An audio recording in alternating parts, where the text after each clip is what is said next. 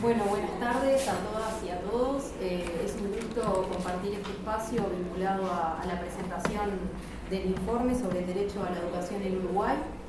Un informe que se centra sobre todo en el año 2022, aunque se inscribe en un proceso más amplio vinculado a los cambios de política educativa sucedidos a partir del año 2020 con el cambio de gobierno.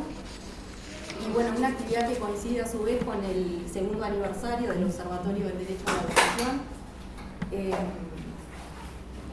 Un informe que aborda diferentes temáticas que estuvieron presentes en el debate educativo y en la configuración de las políticas educativas, con foco en el año que mencionaba. Y de alguna manera la participación de esta mesa tiene que ver con el propósito del Observatorio del Derecho a la Educación de poder ampliar el debate, contar con diferentes miradas y ampliar las perspectivas en torno al análisis con foco en el derecho a la educación, sobre todo desde una perspectiva de justicia y igualdad. Paso a presentar a las compañeras y compañeros que van a presentar en esta oportunidad. Vamos a contar con la participación de Pablo Martínez, decano de la Facultad de Humanidades y Ciencias de la Educación, con integrantes del equipo coordinador del observatorio, Paola Dogliotti, Camila Falkin y Cristian López. En esta primera instancia, en un segundo momento, con la presentación de Sandra Leopold, docente e investigadora de la Facultad de Ciencias Sociales, Pablo Caggiani, integrante de la Comisión Directiva del Instituto Nacional de Evaluación Educativa, y también con Julián Mazzoni, consejero del CODICEN, electo en representación de las y los docentes. Comenzamos con las palabras de Pablo. Bueno, muchas gracias, Estefanía. Bueno, para mí es realmente un honor poder dar comienzo a esta actividad en el segundo aniversario del Observatorio del Derecho a la Educación. Uno diría, bueno, ¿por qué un observatorio del derecho a la educación en nuestra facultad? Y bueno, claramente la respuesta es porque tanto la facultad como la Universidad de la República en su conjunto tienen un mandato que les viene de su ley orgánica, de ser no solamente instituciones formadoras, productoras de conocimiento, que se vinculen a través de las tareas de extensión con el medio, sino también de ser instituciones que produzcan conocimientos que colaboren para que la sociedad en su conjunto pueda tener una mejor comprensión, un mejor acercamiento a los problemas de interés general de la sociedad en la que vivimos. Y entonces esto evidentemente justifica la existencia de este observatorio y de otros observatorios que también existen en la facultad, como por ejemplo el de políticas culturales, ¿no? Este es el punto clave, digamos. Bueno, plataformas a partir de las cuales poner a disposición de la sociedad en un sentido muy amplio insumos que sean potentes para comprender los grandes problemas nacionales, para poder tener elementos para el debate ciudadano informado, ¿sí? Entonces, en este sentido, el tener un observatorio del derecho a la educación en la facultad y que este observatorio ya esté cumpliendo 2 años y que hoy esté presentando su primer informe sobre el estado del derecho a la educación en el Uruguay, yo creo que para nuestra facultad y para la Universidad de la República es un orgullo, ¿sí? Esto es lo primero que quería decir. Lo segundo, uno podría decir, bueno, ¿y por qué específicamente centrarse en el derecho a la educación? ¿Por qué lo que hay que observar es el derecho a la educación? Y no un observatorio que abordara la educación en términos generales, ¿no? Y esto, sin duda, para quienes han construido y construyen cotidianamente el observatorio, es un tema clave, es un tema de gran sensibilidad. Porque lo que se quiere poner fuertemente sobre la mesa es justamente la comprensión de la educación como un derecho, ¿sí? En momentos en los cuales a nivel global, a nivel regional, a nivel local, esto no parece ser algo que pueda darse por descontado, ni pueda darse por acuerdo generalizado. Ustedes saben, muy recientemente el candidato que ha ganado las elecciones presidenciales en Argentina niega los derechos, ¿no? Él lo dice muy claramente, acá no hay un tema de derechos, acá hay un tema de que cada quien pueda acceder a los bienes en función de su capacidad contributiva y en función de su disputa en el mercado, ¿no? Y niega además particularmente el hecho de que podamos pensar los derechos humanos como derechos asentados profundamente en una idea de lo que debería ser naturalizado, ¿no? Y entonces, bueno, el planteo es, no, acá no reconocemos derechos y por tanto el Estado pierde sentido como garante de cualquiera de estos derechos, porque son desconocidos los derechos y no le toca al Estado ninguna tarea en hacerlos realidad, ¿no? Entonces, poner sobre la mesa el tema del derecho a la educación en este contexto nacional, regional, internacional, no es un tema menor. No es un tema menor teniendo en cuenta los discursos que niegan los derechos humanos, y no es un tema menor porque, por otro lado, el propio concepto de derecho a la educación viene estando disputado, ¿sí? Digamos, en posiciones que no llegan a un punto extremo de negar el discurso de los derechos, sino que los resignifican, ¿no? Y entonces también escuchamos que el derecho a la educación en algunos discursos queda fuertemente despolitizado de la mano del concepto del derecho al aprendizaje. Bueno, lo que tiene el individuo es un derecho al aprendizaje y esto se pondrá o no sobre la mesa en función de las propias capacidades y las propias posibilidades de cada uno de efectivamente realizar esos aprendizajes, ¿sí?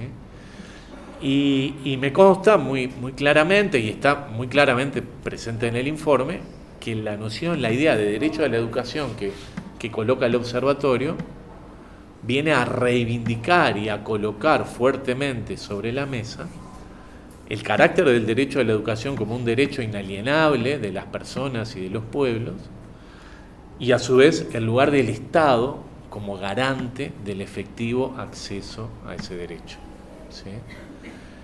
En contra y disputando con cualquier perspectiva que pretenda responsabilizar a los sujetos por el cumplimiento o no de este derecho, ¿sí?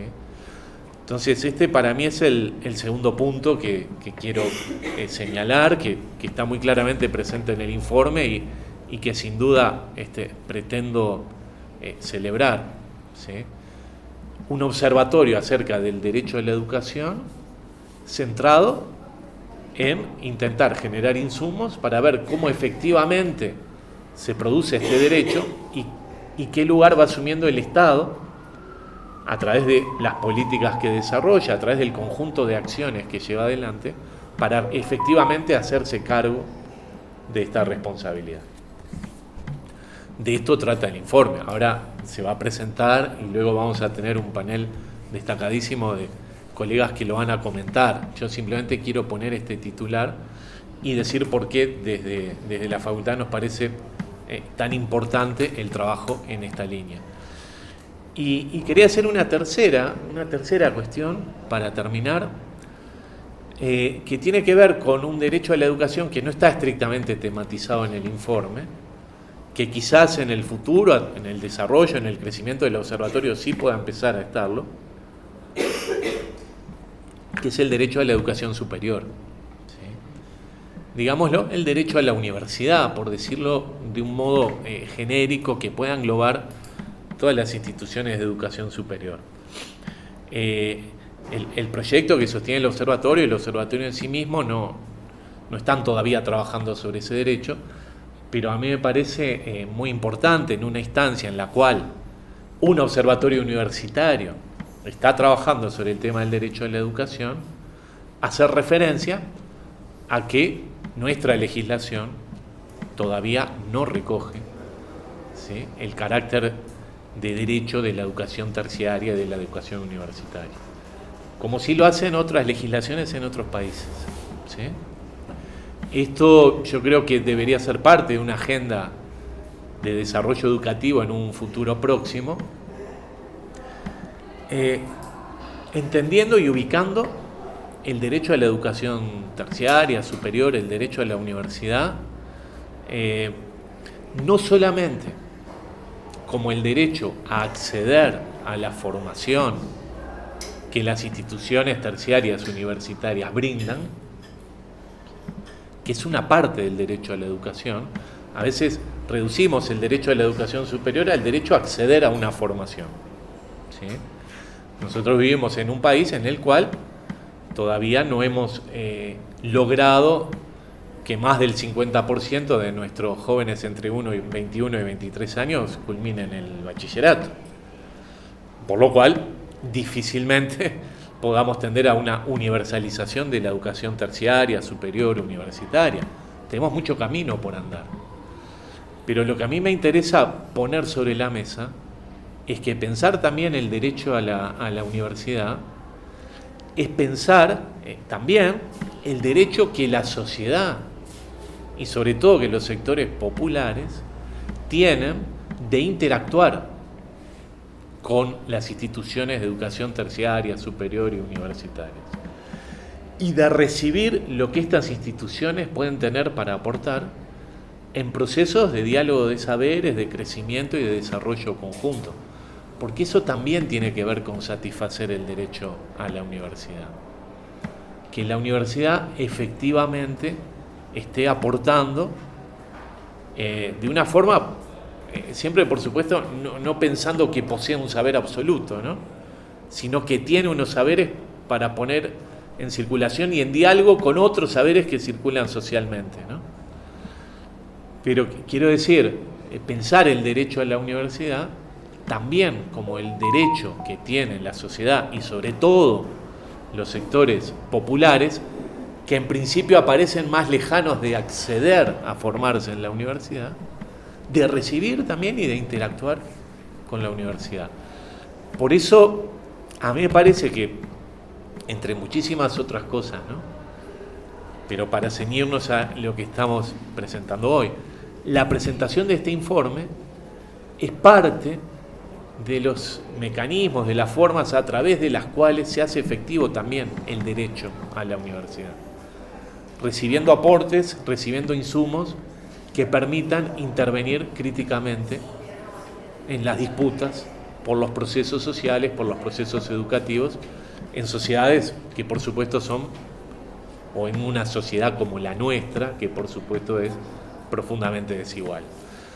Entonces, digo, un informe sobre el estado del derecho a la educación y de la satisfacción del derecho a la educación, generado desde un colectivo universitario, también pretende ser una forma de hacer efectivo el derecho a la educación y el derecho a la universidad, a través de los aportes que se puedan realizar. Yo quiero terminar agradeciendo a todo el conjunto de colegas que han trabajado en el informe. En primera instancia al equipo coordinador del observatorio que efectivamente se encarga de que el observatorio esté funcionando y avanzando. Ustedes saben, el observatorio produce periódicamente contenido, ustedes lo pueden seguir por sus redes sociales, bueno, ahora seguramente se va a ahondar en eso. Pero bueno, hay un equipo coordinador que es el que va impulsando y trabajando en esto. Entonces quiero agradecer particularmente a este equipo coordinador, a Paula Dogliotti, a Camila Falkin y a Cristian López, que están aquí en la mesa. También a Natalia Vilanova, que trabaja desde el equipo de comunicación. A Victoria Díaz, que hoy por hoy no está en esa tarea, pero durante mucho tiempo estuvo colaborando. Y bueno, además de las compañeras y el compañero del equipo coordinador, también saludar y agradecer especialmente a quienes, además de ellos, participaron en la escritura de diversos capítulos del informe, a saber, María Eugenia Ryan, Antonio Romano, Guillermo Moyá, Silvina Páez, Eloísa Bordoli, Estefanía Conde, Felipe Estebenazzi y Victoria Díaz.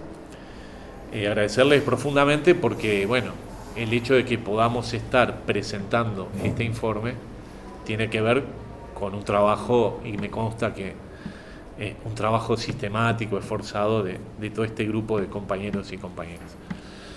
Y finalmente, agradecer también, ya por adelantado, lo que va a ser la segunda parte de esta actividad, los comentarios que van a realizar de Sandra Leopold, Julián Mazzoni y Pablo Caggiani, que, bueno, como siempre, han estado rápidamente a disposición para poder venir también y compartir sus lecturas a partir de este primer informe. Así que también a ellos y a ella muchísimas gracias.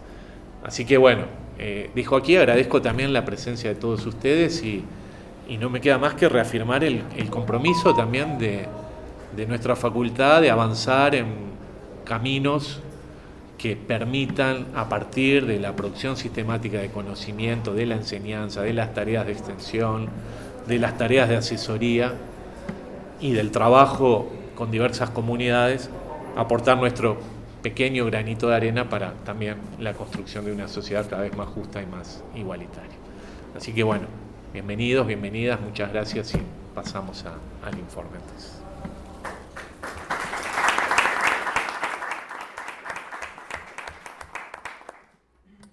Bueno, muchas gracias, Pablo, y continuamos con las compañeras y compañeros del equipo coordinador del observatorio que van a presentar el contenido del informe. Bueno, buenas tardes, bienvenidos, gracias por estar acá. La presentación del informe va a tener dos momentos básicamente. Un primer momento, la idea es presentar el observatorio, algunas líneas que ya Pablo ha comentado, capaz que pasamos un poquito más rápido, y en un segundo momento sí vamos a ir con las principales líneas que se abordaron y las principales reflexiones que entendemos aporta este informe para el debate público sobre educación. Bueno, el observatorio está integrado por 5 grupos de investigación de la Facultad de Humanidades, uno de ellos aparte con inscripción institucional también en el Instituto Superior de Educación Física, que es el Grupo Políticas Educativas, Cuerpo y Currículum de CUP, coordinado por Paola Dugliotti. También forman parte del Grupo Políticas Educativas, Currículo y Enseñanza, PS, coordinado por Eloísa Bordoli, el Grupo de Estudios en Políticas y Prácticas Educativas, GEPRED, coordinado por Pablo Martínez, el Grupo de Estudio y Trabajo en Forma Escolar y Experimentación Pedagógica, GETRAFEP, coordinado por el profesor Felipe Estebenazzi, y el Grupo Historia de la Educación en Uruguay, Proyectos, Sujetos, Prácticas y Saberes en los siglos XIX y XX, que coordina el profesor Antonio Romano. El observatorio surge como una proyección, como una línea de trabajo y como un producto final de un programa de investigación en el que participaron algunos de estos grupos que mencionábamos, en el marco de la modalidad de programas de desarrollo de grupos I+D de la Comisión Sectorial de Investigación Científica. Empezamos a trabajar en el desarrollo y en la instalación del observatorio en el año 2020, mediados de 2020, y su fundación se concreta en noviembre del 2021. En ese marco, el primer año de producción también del observatorio, ya instalado como tal, fue en el marco del programa Formas Escolares y Posiciones Docentes en la Producción del Derecho a la Educación en el Uruguay actual, programa que tiene continuidad, y así también el observatorio, a partir de este año, en el programa Políticas Educativas y Derecho a la Educación en el Uruguay, disputas y tensiones público-privado en el territorio del Plan Cuenca-Casaballe del 2010 al 2025. Los canales de comunicación que comentaba Pablo y de difusión, los medios por los cuales intentamos poner en diálogo y poner a disposición la producción del observatorio, de los grupos, y así también de muchos otros socios, colaboradores o copartícipes, les llamamos nosotros, grupos e investigadores e investigadoras de distintos servicios de la Universidad de la República, y también otros profesionales del país y de la región. Los ponemos a disposición ahí. El canal principal, digamos, donde están alojados todos los contenidos, es la página web, que está alojada en la web de la Facultad de Humanidades, y tenemos ahí las distintas redes sociales por las que pueden acceder, y que para nosotros es es central porque es el medio por el cual nos ponemos a charlar con la gente que tenga algo para intercambiar al respecto. Pero, ¿qué es el ODEC? Bueno, Pablo estuvo adelantando ya algunas líneas. El observatorio nosotros lo concebimos como un sistema de información, ¿no? Es un espacio de producción, de difusión, de sistematización de conocimiento desde el campo pedagógico y para aportar al debate y para dialogar con otros. Esa es como la centralidad. Y los dos objetivos principales que tenemos es contribuir desde esta perspectiva y que seguimos construyendo, que intentamos que sea una perspectiva crítica y propositiva, a este debate, ¿no? Y a la construcción y comprensión de políticas que promuevan la efectivización del derecho sobre la base de experiencias que intentemos que sean cada vez más justas e igualitarias. Y en articulación y como complemento también de este objetivo es poner justamente en diálogo diferentes perspectivas y democratizar el debate sobre la educación, intentando incorporar o intentando reconfigurarlo sobre nuevos ejes, ¿no? Centrados justamente en la idea de derecho, trascendiendo la dimensión jurídica del derecho y enfatizando una perspectiva de igualdad y de justicia. Bueno, acá tampoco para no reiterar muchas cosas, pero el derecho a la educación es la clave de lectura y la clave de análisis del fenómeno educativo para el observatorio y para quienes los integramos, y tanto del fenómeno educativo como del abordaje de las políticas públicas y las tensiones que así se generan desde diferentes perspectivas. Y como decíamos, no se agota en el discurso sociopolítico y jurídico, ¿no? La intención justamente es trascender, reconocer el valor de la educación como derecho universal y el marco jurídico y sociopolítico que le da sustento, pero intentar aportar nuevos elementos, buscando un correlato en términos pedagógicos para poder realmente efectivizar ese mandato. Desde una perspectiva que intenta reconocer la dignidad de todos los sujetos como base de la acción educativa. Esto nos exige, entonces, ir un pasito más allá, adentrarnos en los procesos educativos y no solamente quedarnos con una mirada macro en función de dimensiones o de aspectos medibles. Nos impulsa más allá de una caracterización global a partir de esos datos macro. El observatorio entonces coloca el énfasis en la educación como derecho y como contracara en la responsabilidad política, en la responsabilidad social que acarrea su efectivización, fundamentalmente materializada en la responsabilidad estatal, ¿no? Y hacer foco en eso, en cuál es esa responsabilidad política estatal para la efectivización del derecho a la educación, también un poco para correr el foco de perspectivas que entendemos apunta más hacia una responsabilización individual o colectiva de las personas más vulneradas por lo que se nombran como sus fracasos educativos, ¿no? Por las trayectorias que vayan teniendo. Concebimos inadmisible cualquier formulación de política o cualquier práctica que, eximiendo al Estado de sus responsabilidades, se sustente en una desvalorización y culpabilización de los sujetos. El recorte temático hasta el día de hoy del observatorio es centrarnos justamente en esa responsabilidad estatal reflejada en las políticas educativas, abordar las posiciones presentes en las tendencias y debates que influyen sobre estas políticas, analizar las definiciones oficiales en materia de política educativa y recuperar experiencias de actores del campo educativo que avanzan en la construcción de alternativas pedagógicas. Bien. Paola. Tengo que hacer trabajar así no me tapes. Muchas gracias. Bien. Bueno, ahora específicamente vamos a ir mostrando las cuestiones del informe. Por un lado, bueno, como ya había avisado Estefanía Conde, había aclarado, ¿no? El periodo del informe, si bien está centrado, haciendo foco en 2022, es imposible no hacer una lectura por lo menos mínima del 2020 hacia acá, por los impactos que hubo a nivel de política educativa y los cambios que hubo desde el 2020 hacia acá, ¿no? Bueno, entonces ahí hay cuestiones haciendo foco en 2022, pero tratando de capturar, sobre todo el primer capítulo, las cuestiones de la ley de urgente consideración en materia de política educativa, por ejemplo, ¿no? Y así en términos de política curricular y de los distintos temas que fuimos abordando, siempre hay una mirada desde marzo de 2020 porque hay como un cierto quiebre discursivo y algunas modulaciones diferentes que ya vamos a ir explicando, ¿no? Por otro lado, también el tema de los niveles educativos, ¿no? Acá evidentemente se pudo trabajar y abordar el nivel de enseñanza básica, inicial, primaria, media básica y superior, y la formación docente, no así la enseñanza de nivel universitario ni la educación no formal, que algo Pablo anunciaba respecto del debe ahí de trabajar el nivel universitario como derecho más allá de la cuestión del acceso, ¿no? Bien, las fuentes de información principales, hay otras, pero estas como son las más destacables. Bueno, todo el tema de documentación, que es bastante importante de este periodo, leyes generales y normativas, circulares del sistema educativo, y después me parece importante ahí las miradas desplegadas de diversos colectivos que son parte del quehacer educativo y de los gremios y de las distintas organizaciones que vamos a ver, que ahí hay varios capítulos que toman en cuenta estos colectivos, ¿no? Por otro lado, también algunas notas de prensa.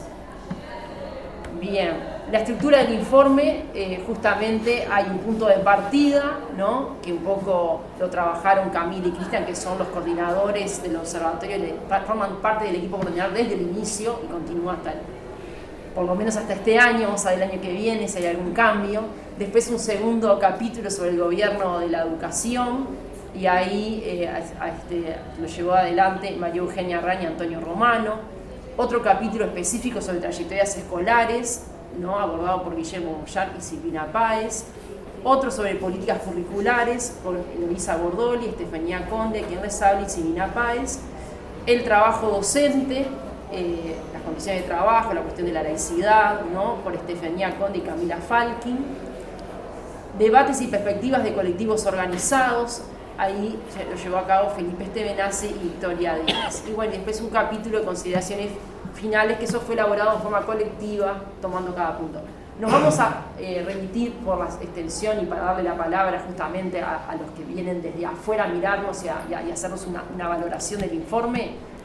Brevemente, los aspectos centrales de cada uno de los capítulos están más que nada centrados en las consideraciones finales. En eso se va a buscar ahora lo que vamos a presentar. Entonces, respecto al primer capítulo referido analítico, referido al gobierno de la educación, es como un eje central los cambios producidos a partir de la ley de urgente consideración, ¿no? Donde ahí se aprecia una concepción fuertemente gerencialista, ¿no? De la educación, de la manera de llevarla adelante, donde se sustituyen los consejos desconcentrados de la ANED por direcciones generales unipersonales, salvo los casos del CODICEN y del CFE, en los que se mantiene el carácter colegiado con representación docente. Se disminuye el principio de participación, se otorga un lugar preponderante al Ministerio de Educación y Cultura en la orientación de la política pública nacional, sin descartar evidentemente que a partir de la Ley 2008, en otro contexto y desde otro lugar, igual ahí hubo un papel de coordinación del MEC. Lo que pasa es que en este contexto se le dan más atribuciones aún, y en otro contexto de política donde la cuestión más ligada al gerencialismo y a todos estos aspectos no estaban dados en ese momento, ¿no? Y estaba mucho más centrado en el derecho a la educación. Se fortalecen entonces estas competencias en diversos campos que históricamente fundamentaron el sentido de la autonomía de los entes de la enseñanza como organismos especializados. Eso nos parecía clave. Y bueno, hay algunos ejemplos, bueno, las autoridades del CODICEN, como ya lo dijimos, y el procedimiento para otorgar el carácter universitario a la formación docente, que no nos podemos explayar por la extensión de esto, pero que ahí ameritaría hacer una serie de consideraciones. Después, respecto a las trayectorias escolares, mínimamente diríamos que esta administración plantea dar continuidad a las políticas sobre trayectorias educativas desde una visión sistémica de preservación de las políticas de inclusión educativa comenzados en la era progresista. Pero, sin embargo, se proponen desde un enfoque que prioriza una racionalidad cuantitativa y densamente estadística. Algunas construcciones de sujeto corren el riesgo de reforzar concepciones en torno a la responsabilización individual sobre las trayectorias educativas. Y aquí hay algunos ejemplos como los centros María Espínalo, el reglamento de evaluación del estudiante, donde ahí hay focos muy fuertes en el individuo, en el aprendizaje, en las competencias como ejes centrales, que ahora después vamos a desarrollar un poco más. Respecto a los lineamientos de política educativa, bueno, uno de los aspectos centrales en los documentos en general es la inscripción en el discurso de la equidad, ¿no? Esto en realidad es una cierta acá se toma y uno podría decir, bueno, acá hay una cierta línea de productividad discursiva con lo que pasó en la década de los 90 en la reforma Rama, pero en otro contexto donde la relación público-privado cambia muchísimo, ¿no? A partir del 2020, no así en la reforma de los 90. Hay un desarrollo de políticas focalizadas que refuerzan procesos de estigmatización social y educativa, más que propiciar la comprensión del efectivo derecho a la educación, ¿no? Esto es una tensión que ha atravesado y sigue atravesando, no podemos decir que eso es algo nuevo, la tensión, focalización, universalización de las políticas curriculares es algo que ha tensado desde los 90 hacia acá, por lo menos a la educación, pero creemos que acá hay una modulación un poco más fuerte hacia lo focalizado frente a lo universal, ¿no? Hay un supuesto, por ejemplo, que los sujetos en situaciones de pobreza requieren diseños curriculares diferenciales y prácticas de enseñanza específicas, ¿no? Este es el supuesto básico de la focalización. La modificación de algunas de las políticas de inclusión educativa desarrolladas en el contexto de los gobiernos progresistas también se dieron como, para brevemente, las tutorías entre pares, la formación profesional básica. También el FPV en la UTU sufrió serias, ¿no? Ligado al achicamiento también del gasto. Bueno, no nos podemos extender, pero hay ejemplos que abundan en ese sentido, ¿no? El diseño de otras propuestas focalizadas también, ¿no? Si bien se presentan en el marco del discurso de la innovación, trabajan sobre la base de propuestas que ya se implementaban. Por ejemplo, los centros Manes Piñol también podemos decir que se muestran como novedosas, pero recogen muchas cuestiones de, por ejemplo, escuela de tiempo completo, etc. Bueno, la cuestión del acento en la gestión es como una cosa, ¿no? Como una cuestión fuerte de este periodo, ¿no? En el discurso de la autonomía vinculado con la lógica de responsabilización de los sujetos en forma individual, en una organización curricular muy centrada en competencias, ¿no? Y articulado con el discurso de las habilidades socioemocionales, que si bien podríamos decir, por ejemplo, en el marco del INED, es un discurso que ya venía operando en cierta medida con la evaluación, aristas que tomaba este componente, en los documentos centrales de política educativa no estaba tan fuertemente explicitado y no había un énfasis tan fuerte como se le está dando en ese momento, ¿no? La transformación curricular integral es otro de los aspectos centrales que retomamos en ese capítulo sobre los cambios curriculares. Justamente es el nombre de denominación, cómo se autodenomina esta transformación, saliendo un poco por toda la crítica que tuvo Rama. Bueno, esta administración decidió no identificarse con el discurso reformista y tomar otro significante, que es el de transformación, la palabra transformación en vez de reforma. Bueno, ahí habría que ver, ¿no? Esas modulaciones, y es simplemente justamente para no quererse identificar si esto es efectivamente una reforma. Bueno, consideramos que hay mucho de cambio, se agudizan y significan algunos procesos comenzados sobre todo en el último quinquenio de la era progresista. Uno podría decir, no podemos mentirnos, la propia izquierda en el último quinquenio consideramos que también tuvo un cierto corrimiento en algunas cuestiones que se fueron agudizando fuertemente con una lógica más fuertemente empresarial en este quinquenio, pero dimos terreno fértil, como quien dice, ¿no? Entonces, bueno, el kit de los cambios del sistema educativo a partir de un diagnóstico que instala de forma permanente la idea de una gran crisis educativa, la cuestión del currículum basado en competencias como la principal herramienta del cambio, y esto que lleva a la sustitución de la enseñanza por el aprendizaje. Nos podríamos decir que esta atención en ese aprendizaje es algo que duró todo el siglo XX. En la era progresista la cuestión del aprendizaje aparece mucho, pero en cierta medida uno podría decir la enseñanza también ocupa un lugar importante. Uno podría decir el programa de primaria es fuertemente contenidista, no estaba enseñado por competencias. Bueno, después con el marco curricular de referencia nacional en 2017 y después con el actual, bueno, que se cambió. Si bien se podría comparar y no es la misma perspectiva de competencias en uno y otro documento, ya dimos un ciertos terrenos fértiles girando hacia ese lugar, ¿no? Entonces ahí después se vino el énfasis a ir hacia ese lugar de lleno. Y así podríamos dar algunos otros ejemplos, pero bueno, queremos que esto hay, y haciendo con algunos ensayos de contar palabras, por ejemplo, y después verlos en el contexto, la cuestión de la enseñanza y la cuestión del aprendizaje. Bueno, en estos últimos documentos aparece 3 a 40, 3 veces enseñanza, 40 a 45 veces aprendizaje, cosa que no sucedía en los documentos curriculares de de los gobiernos progresistas, ¿no? Digo, como para ver estas tensiones y modulaciones. El énfasis en la medición y en el control de la educación a través de estandarizaciones internacionales que toman las competencias como producto observable y medible. Si bien esto ya venía, acá se hace una cuestión más, se prende más el acelerador en estos aspectos, ¿no? El efecto de vaciamiento de los contenidos en las aulas, que es una de las cuestiones que esto lleva, ¿no? Y la mirada reduccionista del acto educativo. Bueno, como cierre a la cuestión curricular, la cuestión de la participación en estos cambios curriculares, ¿no? Y bueno, la tónica de la participación fue mucho más individualista y consultiva que en procesos colectivos de participación sustantiva, ¿no? Las maneras de procesar insisten mucho en consultas a diversos actores, pero no en mecanismos organizados de participación. Los principales cuestionamientos de los objetivos docentes justamente a esta transformación se pueden categorizar en 3 ejes. Por un lado, la falta de tiempo para procesar y discutir los cambios educativos, muy rápido, muy veloz, lo que ha llevado justamente a una gran improvisación, estandarización y tecnificación del acto educativo, ¿no? Con el consecuente estilo propagandístico con el que se difundió a la población, ¿no? La transformación, aproximación del rol docente al de un técnico y distanciamiento de una perspectiva que lo ubique como un intelectual transformador. Y finalmente, respecto a los cambios en la formación docente, la transformación curricular en formación docente.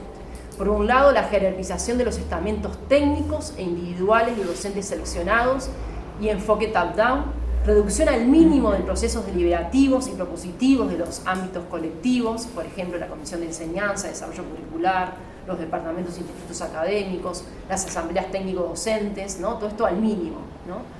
Los cambios planteados no condicen con los parámetros y la tradición universitaria pública latinoamericana, en la que los diferentes órdenes y las diferentes estructuras institucionales participan, ¿no? Salas docentes, comisiones, claustros y consejos, todo esto evidentemente no se toma en cuenta y, toda esta perspectiva más universitaria no se quiso ir hacia ahí, ¿no? Los procesos de participación y debate en esas elaboraciones fueron mínimos.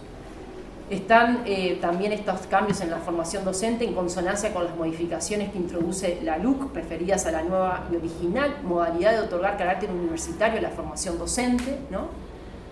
Una ruptura del Sistema Nacional de Formación Docente, una lógica de competencia entre centros como entidades individuales, como pequeños cuestiones ahí como para profundizar en el informe, están mucho más detallados. El paradigma de las competencias que estructura el marco curricular se ciñe a una noción particular de este concepto que se une con el de ser competente, eficiente y responsable. Uno podría decir, competencias en la educación básica, pero a nivel universitario, imagínense la universidad, por ejemplo, teniendo que trabajar y planificar todo por competencia, lo que sería, ¿no? Un vaciamiento terrible de lo que es la enseñanza en la universidad. Y esto habría que pensarlo igual para la formación docente, ¿no? Hay como una infantilización de la formación docente, seriamente. Bien. Bueno, yo ahora voy a comentar un poco los últimos 2 capítulos del informe, que uno tiene que ver con el trabajo docente. Ahí por un lado se aborda sobre todo cómo han afectado las condiciones de trabajo docente el recorte presupuestal que tuvo la ANEP, y entendiendo también que esa afectación en las condiciones de trabajo lógicamente repercute en las condiciones de enseñanza y en las condiciones de aprendizaje de las y los estudiantes. Entonces, ahí se describe la caída del salario real que han tenido los y las docentes, la reducción de la cantidad de horas docentes, el aumento de la cantidad de estudiantes por grupos, que ahí eso varía un poco según subsistema o a nivel territorial, también si es Montevideo u otros departamentos, pero a nivel general, sobre todo en educación primaria, a nivel de secundaria, en los bachilleratos, se ve un aumento de la cantidad de grupos numerosos, digamos, con muchos estudiantes. Y y también cómo las condiciones de trabajo docentes también fueron afectadas por cambios en algunos programas, sobre todo en programas en las políticas de inclusión educativa, y que eso se observa en todos los subsistemas. Ahí traíamos como ejemplo, el programa Maestros Comunitarios, que cambia, que no se le paga a los maestros todo el año, sino que hay unos meses que no, y a su vez se reduce la cantidad de cargos. En el plan FPB, a nivel de educación técnica, que se debilita la figura de los educadores, el recorte en las horas de tutoría en educación secundaria. Se podría seguir con otros ejemplos, pero entonces por distintos lados a nivel de recorte directo, digamos, y de reformulación de algunos programas, se afectan las condiciones de trabajo docente. Y después otro aspecto que también tiene que ver con el trabajo docente se vincula más como la concepción de las y los docentes, y ahí entra la cuestión de la laicidad, que ha sido un eje de debate fuerte en el último periodo, y bueno, que entendemos que estos cuestionamientos a docentes y a organizaciones sindicales han instalado un clima de desconfianza y de hostilidad hacia estos actores. Y que bueno, que ahí hay un entendimiento del concepto de la laicidad que lo asimila a la noción de neutralidad y bueno, y desconoce el carácter político de la educación. Entonces hay algunas cosas que se plantean en ese capítulo, es que esta concepción, entre los efectos que tiene, es bueno, el de regular y limitar la práctica docente, ya sea de forma directa por regulaciones, como a través de la autocensura, por ejemplo, que genera en las y los docentes este clima hostil que se genera. Bueno, la jerarquización de un enfoque jurídico por sobre una perspectiva pedagógica. Entonces, eso, el foco se pone en la vigilancia, en el control, en judicializar algunos procesos y no en la discusión pedagógica de, bueno, cómo se deben entender los procesos educativos. Y bueno, como decía, estas tendencias niegan el carácter político de la educación y de los docentes como profesionales de la educación. Después el último capítulo del informe intenta recoger y sistematizar los aportes, las reivindicaciones de algunos otros actores, de actores colectivos. Y bueno, ahí la idea era justamente recoger otras voces también, otros discursos que circulan sobre la política educativa actual. Ahí sí se sistematizan algunas posturas de las asambleas técnico-docentes, de la FUNTEP, de la Asociación de Maestros del Uruguay, familias organizadas de la escuela pública y familias organizadas del Liceo Público y UT. Y ahí, la siguiente diapositiva, algunos de los ejes de debate o de planteos que ponen sobre la mesa estas organizaciones. Uno tiene que ver con la pandemia, una preocupación por los efectos de la pandemia en términos educativos y sociales, como distintas medidas que se tomaron durante la pandemia vulneraron derechos de niños, niñas, jóvenes y adolescentes.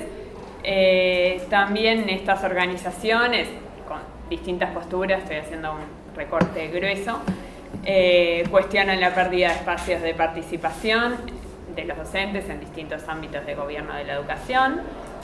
Señalan también este corrimiento del que hablaba Paola y había mencionado Pablo también, el corrimiento hacia el aprendizaje, que eso no implica que desconozcan la importancia de los aprendizajes y una preocupación por los aprendizajes, pero tiene que ver con una jerarquización de la enseñanza como hecho social y político fundamental.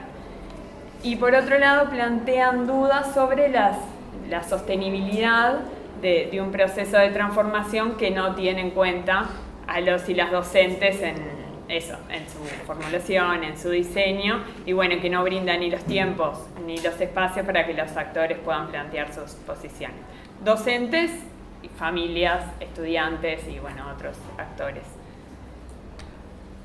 Y a modo de síntesis acá traíamos algunos puntos, un poco que ya fuimos planteando a lo largo de la presentación. Uno tiene que ver con esto que reiteramos varias veces, del debilitamiento de la participación en los procesos de cambio educativo. Eso se ve en los distintos aspectos de la política. Y esto que la participación se habilitó fundamentalmente mediante mecanismos individuales y consultivos, pero dejando fuera a los actores de los espacios de decisión y de los espacios que le permitían una intervención sistemática en el proceso. Y a su vez, cuando se los consultó, muchas veces tampoco se recogieron los cuestionamientos que planteaban estos actores. Entonces, el debilitamiento de la participación como un eje central. Otro punto tiene que ver con el enfoque tecnicista general de la educación, de la política educativa y del trabajo docente también. La reforma ha avanzado fundamentalmente a través de documentos producidos desde los ámbitos técnicos de la ANEP.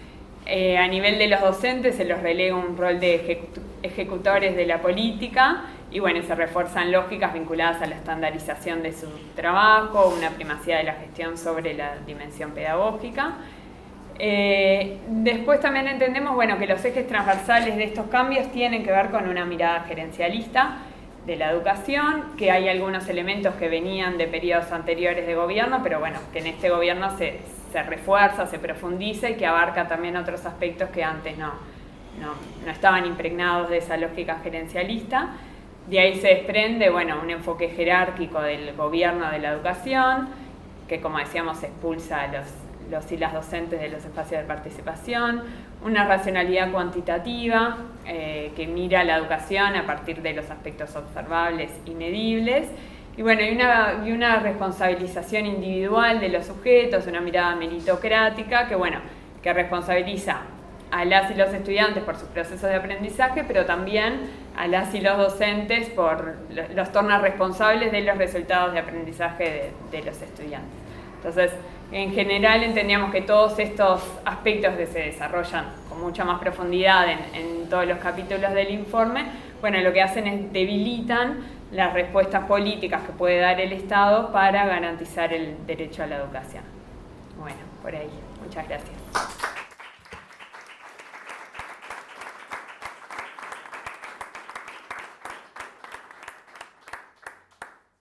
Agradecemos la presentación del informe y invitamos a Sandra Leopold, Pablo Caggiani y Julián Mazzoni, que van a estar compartiendo algunas reflexiones en torno al informe. Que cada uno tenga unos 20 minutos de presentación. Yo igualmente les voy a estar avisando por los tiempos. Si les parece bien, empezamos con Sandra, que como decía, es docente e investigadora de la Facultad de Ciencias Sociales. Bien. Bueno, muchas gracias. Bueno, buenas tardes. Realmente quiero agradecer en serio, ¿no?, la invitación a poder pensar a partir de este informe.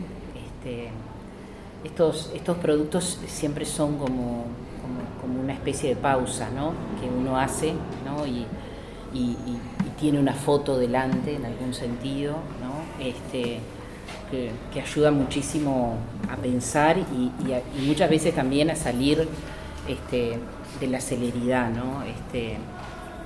En ese sentido realmente quiero agradecer la invitación y quiero agradecerla también, me parece, en esta posibilidad que venimos construyendo también de diálogos multidisciplinares en torno al derecho a la educación, que me parece que también esta instancia, la posibilidad de encontrarme con el informe, ¿no?, me permitió gratamente pensar sobre algunas cuestiones, más allá, digamos, seguramente de lo poco feliz que en general son los resultados que el informe proporciona, ¿no? Porque el informe no alberga buenas noticias, digamos, ¿no? Entonces, en ese sentido también, es un encuentro problemático, digamos. Dos cuestiones más. Yo también leyendo el informe, viendo el observatorio, las producciones, también celebraba lo que es la experiencia de los grupos I+D en la universidad, ¿no? Me parece que nosotros tenemos allí una herramienta de largo plazo, ¿no?, que nos permite trabajos múltiples, ¿no?, y pensados, insisto, con una temporalidad mayor a la que muchas veces solemos trabajar, y me parece que el observatorio, este producto en concreto hoy, pero el observatorio en general, es un buen ejemplo, ¿no?, de estos resultados, de esto que posibilita, ¿no?, concebir una propuesta de trabajo de largo alcance, encontrarse investigadores, docentes de disciplinas diferentes, ¿no?, construir trabajo juntos, digamos, ¿no?, que para eso se precisa mucho tiempo, se precisa mucha disposición, ¿no?, mucho reconocimiento mutuo también, ¿no? Y en ese sentido, y en tiempos en donde se nos están complicando también muchas veces, ¿no?, los presupuestos universitarios en particular, me parece que los grupos I+D son una cuestión, bueno, a ponderar, ¿no? En tiempos también complicados en ese sentido. Y después yo quiero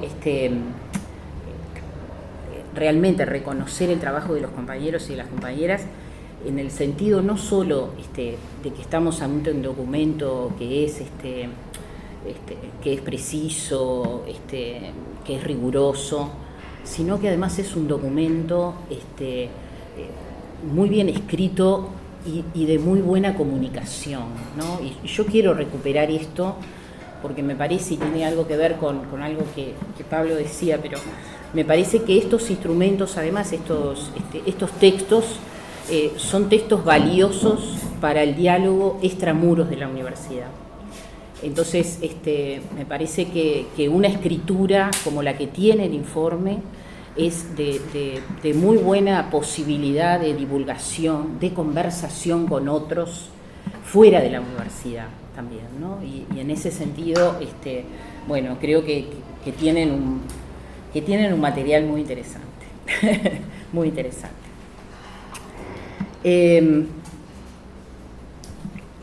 A ver, a mí lo que particularmente sobre lo que me detuve a pensar a partir del informe y un poco en el interés de las cuestiones que quería compartir y sumar a esta conversación, tiene que ver fundamentalmente con algunas observaciones iniciales que hacen en primer lugar al propio sentido del observatorio, ¿no? Algo de eso también Pablo mencionaba y yo quiero sumar algo en ese sentido. Yo creo que el observatorio, sus definiciones y luego el documento que se presenta particularmente hoy,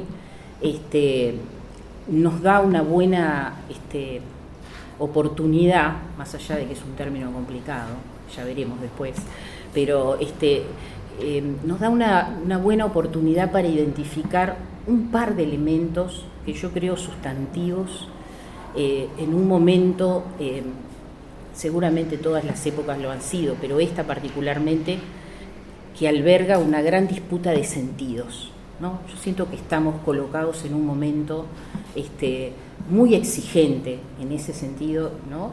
De disputar los sentidos, ¿no? Y disputar los sentidos, leyendo el posicionamiento del observatorio y el propio documento, me remitía fundamentalmente a dos cuestiones, ¿no? Una es la propia noción de derecho que está expresada en el documento como fundamento de la perspectiva de la que se parte para leer, digamos, ¿no? La propia noción de derecho y la noción de la responsabilidad política para la efectivización del derecho. Y yo creo que las dos cuestiones son absolutamente centrales hoy, absolutamente centrales, ¿no?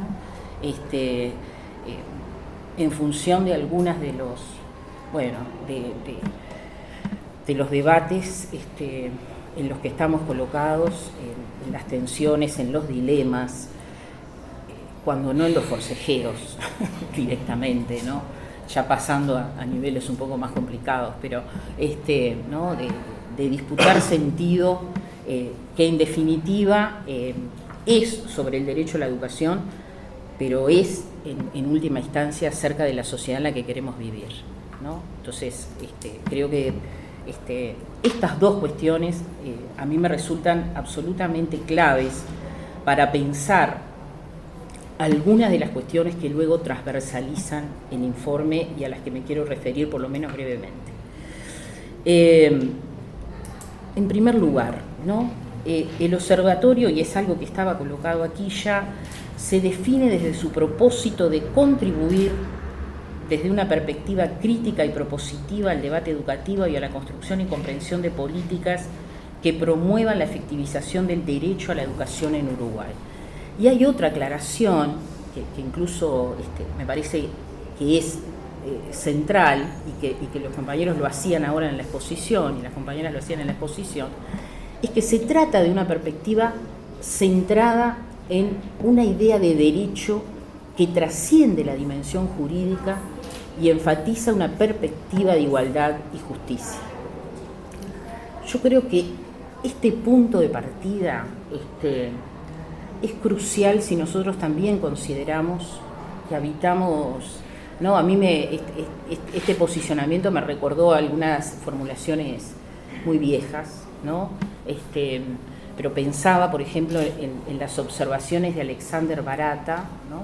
Criminólogo italiano, acerca de América Latina tiene una suerte, y lo decía a comienzos de los años 90, ¿no?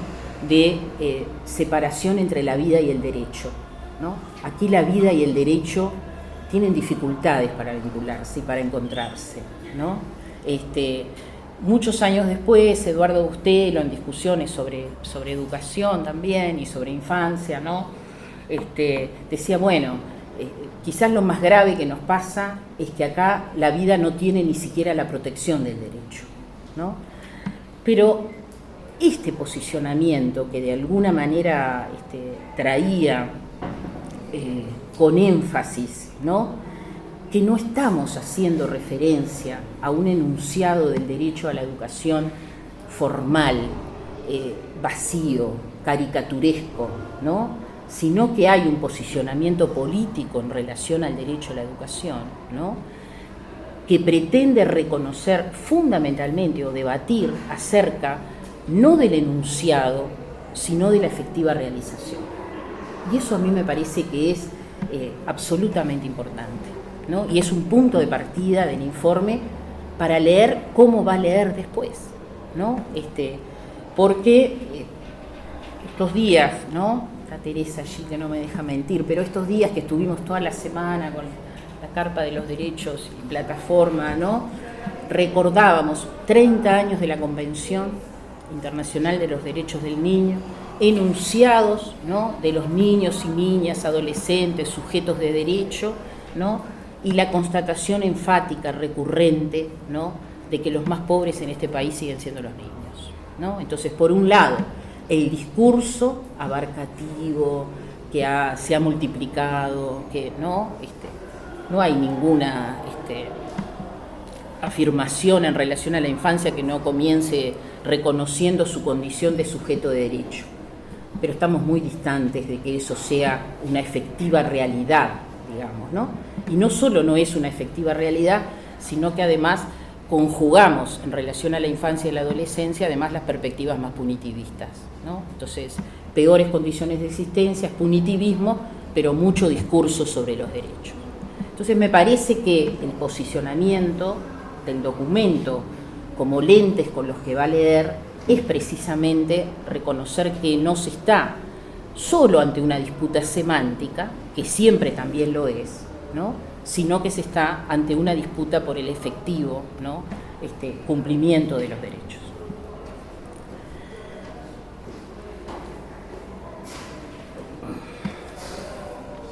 Yo creo, esto es un paréntesis un poco salvaje quizás, pero yo creo que nos merecemos también en relación a esta cuestión, en algún momento, también poder pensar colectivamente acerca de este recorrido de los últimos años de reconocimientos de múltiples derechos, ¿no? En el plano incluso normativo y jurídico, ¿no? Que ha permitido un reconocimiento de la diversidad, ¿no? De diversidad de situaciones vitales, ¿no? Pero que ha transitado por caminos, ¿no? Para utilizar una expresión que alguna vez utilizó Gama, ¿no? Como de lucha de reconocimientos de derechos, en el sentido de que en algunos momentos parecería ser que también nos hemos encontrado derechos contra derechos, ¿no? Es decir, o que hemos propiciado la construcción de algunos derechos por oposición a otros, ¿no? O el reconocimiento de algunos sujetos en oposición a otros.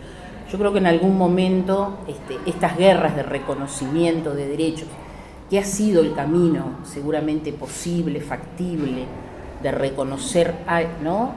Un universo variado de derechos, conlleva también algunas cuestiones problemáticas que en algún momento deberíamos poder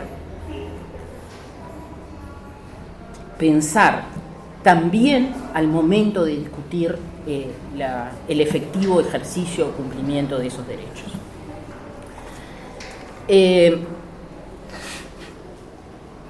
Pero unido a esta cuestión de los derechos y del reconocimiento efectivo de los derechos como posicionamiento de partida del observatorio y de lentes para leer el proceso educativo a lo largo del 2022 y más, como aclaraba Paola, me parece que la cuestión de colocar el énfasis en la responsabilidad política, y en este caso expresamente por parte de la política pública y del Estado en relación, ¿no?, al efectivo cumplimiento de los derechos, viene de lleno, en todo caso, a debatir con las posiciones más individualizadoras y meritocráticas que tan en boga están en este tiempo histórico, digamos, ¿no?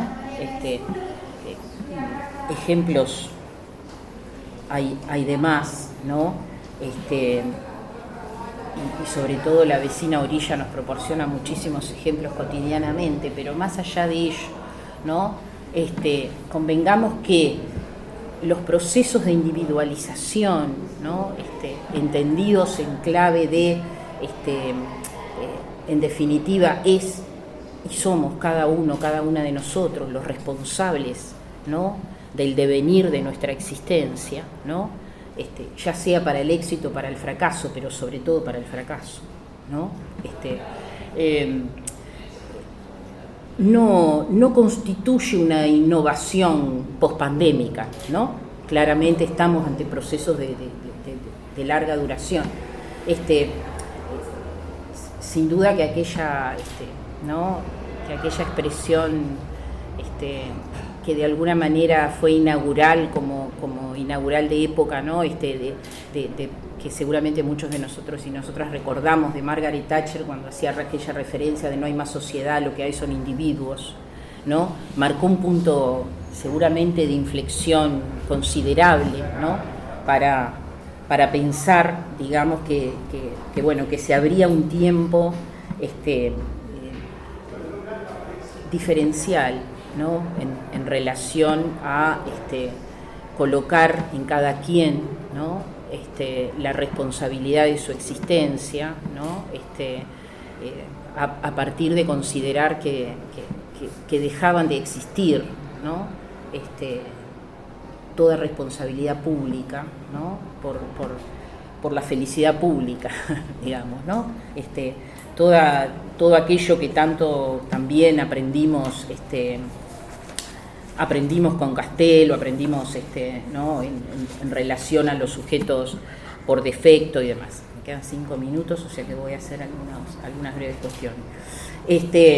Pero en ese sentido, y me parece que es otro aspecto que tiene que ver con la individualización, que necesariamente hay que traerla a la discusión y a la reflexión, ¿no?, es toda la formulación en clave de oportunidad, ¿no? Porque la individualización también se toca con una formulación de que parecería ser que para resolver la existencia solamente tenemos que tomar las oportunidades y las decisiones adecuadas al respecto, digamos, ¿no? Simplemente parecería ser que el sujeto tiene que tomar de un abanico de oportunidades, y parecería ser que en condiciones todos igualitarias, ¿no?, poder hacernos de esas oportunidades y de esas decisiones acertadas. Hay mucho para decir sobre esto, no importa, pero yo pensaba que este proceso de individualización que atraviesa todos los planos de la existencia hoy, me parece que no hay aspecto de la vida que hoy no esté marcado por este énfasis individualizador, ¿no? Por eso es tan relevante el posicionamiento del observatorio y del informe. Y me parece que esta dimensión individualizadora, ¿no? Tiene muchos puntos de entrada en los diferentes tópicos que el informe trata, ¿no? Y eso, en todo caso, para mí constituye un motivo de preocupación, ¿no? Y me parece que es un proceso de individualización no solo orientado al estudiante, sino también al docente, ¿no? Porque nosotros a veces creo que tenemos como también o más ese énfasis en relación a, ¿no? Al estudiante con la dificultad, ¿no? Pero me parece que eso que el informe permite construir una trama de análisis en el cual las lógicas individualizadoras aparecen por diferentes escenarios y en diferentes momentos, ¿no? Y entre las cosas que me parece que vale la pena subrayar antes de poder cerrar esta breve intervención, me parece que tiene que ver con la modalidad de tramitación que tuvo el proceso de transformación curricular, ¿no? Esta cuestión que se plantea en el informe de que se ha preferido avanzar a través de documentos institucionales, dejando poco espacio a la participación docente. Hay algo del colectivo que quiebra, ¿no? Hay algo del colectivo de lo cual que se pretende en algún sentido prescindir. También se prescinde del colectivo en algunos espacios del gobierno de la enseñanza, ¿no? En las propias formulaciones que el informe lo trae y lo evidencia, y me parece que hay una cuestión absolutamente crucial en esta discusión. Creo que era Paola que decía, bueno, esto no tiene novedad seguramente en el campo pedagógico, pero que es esta tensión entre aprendizaje y enseñanza, porque me parece que la dimensión de la enseñanza no solo viene a traer la cuestión de la dimensión política del acto educativo, sino que coloca con fuerza la cuestión relacional, ¿no? Se aprende en relación, ¿no? Pero el sujeto solo, asumiendo sus competencias, capacidades, con una especie de figura docente que parecería ser, que se vuelve más una figura administradora de un acto que parecería ser más como una secuencia de etapas a transitar, más que como esa riqueza misteriosa que entiendo que tiene el acto de enseñar, ¿no? Me parece que ese punto en particular, que el observatorio lo evidencia, es un punto relevante en donde esta lógica individualizadora adquiere un sentido por demás contundente, ¿no? Y además tenemos música de fondo.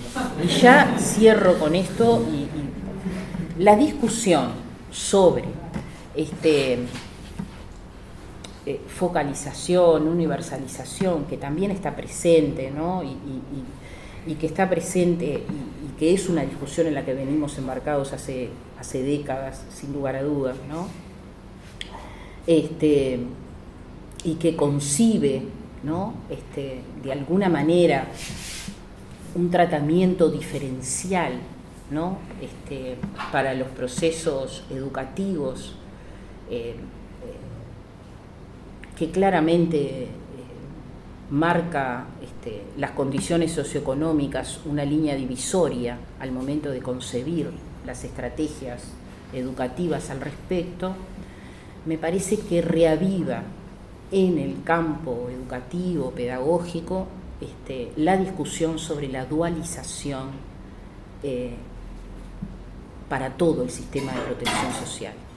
Es decir, el pensar, ¿no? Algo que yo creo que tampoco es una novedad. En todo caso, la novedad puede ser aceptar que así sea, ¿no? Y es que para algunos sujetos se dispensan ciertas instituciones y ciertos modos y ciertos principios y ciertos contenidos, además, y para otros se dispensan otras instituciones, otros modos y otros contenidos. No creo que esto tenga una dosis de novedad. Insisto, creo que la novedad puede ser asumir que este es el camino que hay que transitar, ¿no? Y eso tiene, desde el punto de vista democrático, ¿no? Una posibilidad de herida absolutamente de dimensiones serias, ¿no? Y ahí me parece que tenemos un punto también complicado. Bueno, no tengo buenas noticias.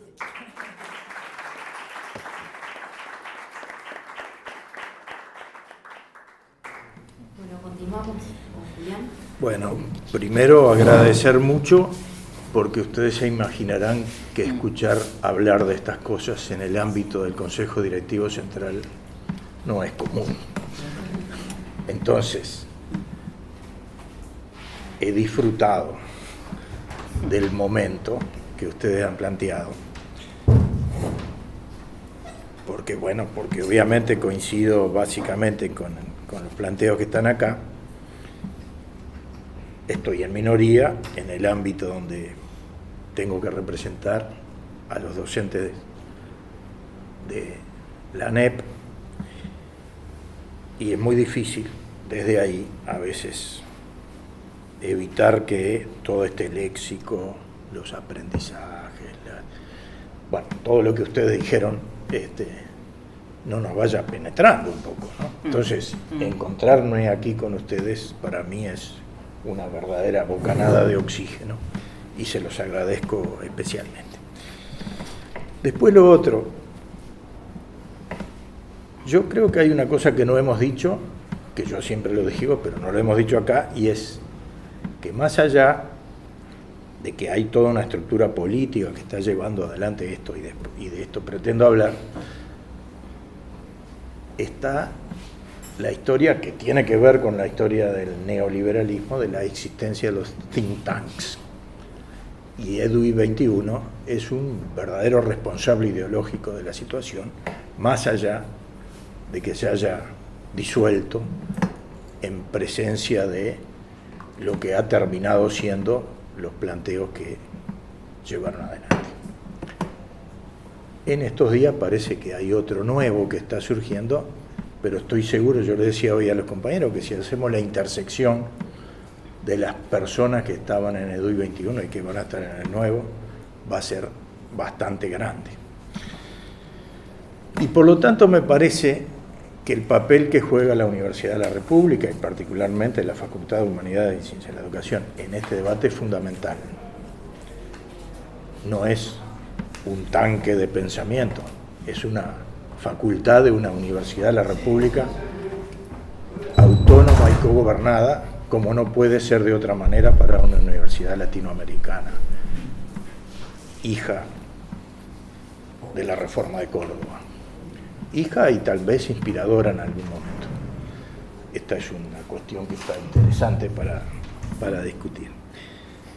Por lo tanto, bienvenido esto, y yo voy a hacer una crítica a la universidad, porque también lo tengo que decir en un sentido.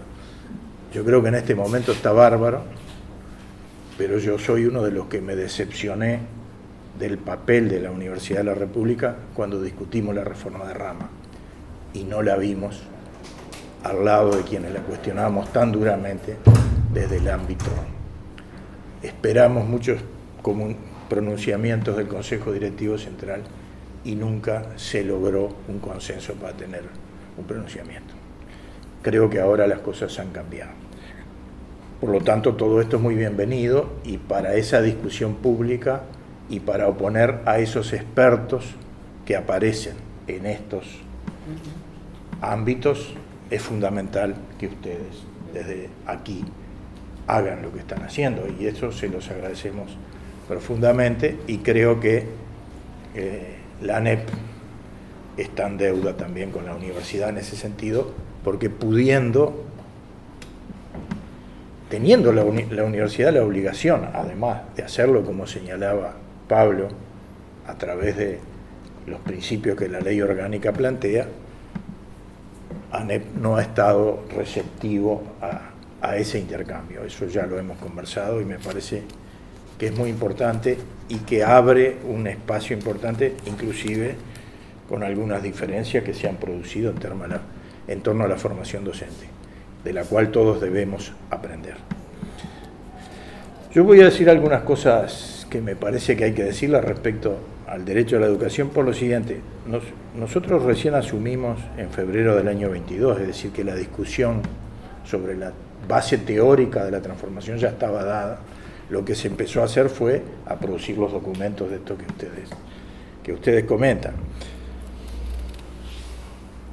Y lo que hicimos en el equipo que integro, que además del consejero que es el que tiene que ir a las reuniones y a representar a los compañeros, tenemos 4 compañeros más, uno que es representante de AFUT, otro de FENAPES, otro de CIDFE, otra de CIDFE, que es la compañera Fernanda Lanís, y un compañero que se encarga de los temas, y este es un gran aporte de la universidad, de la comunicación que hacemos desde el equipo. Es un gran aporte de la universidad porque el compañero Gonzalo Irigoyen, que se encarga de eso, realmente hace un análisis muy profundo y produce teoría al respecto, que discutimos entre todos. Walter Fernández Val también integra el equipo, que tiene una larga trayectoria en el ámbito del CODICEN, porque ha participado en todas las secretarías de los consejeros electos y primero del doctor Yarzábal en el primer periodo, y el compañero Daniel De Vita de AFUT. Con ese equipo lo que nos planteamos fue recorrer mucho para tener como base, digamos, una percepción de la realidad.